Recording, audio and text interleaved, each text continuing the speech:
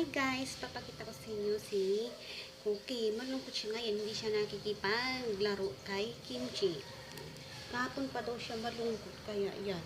Hindi siya manigot ngayon kasi parang masama yung kanyang pakiramdam. Kaya, pag ito yung hindi masama ang pakiramdam, hindi ganito to. Naku, yan ang kulit dito. Kung walang nararamdaman. Pahinig lang siya. Kaya, yan. Free sila ngayon kasi wala yung aming amo. Kaya free silang nakakalabas ngayon. Pag nandito na yun, nakukulong na sila.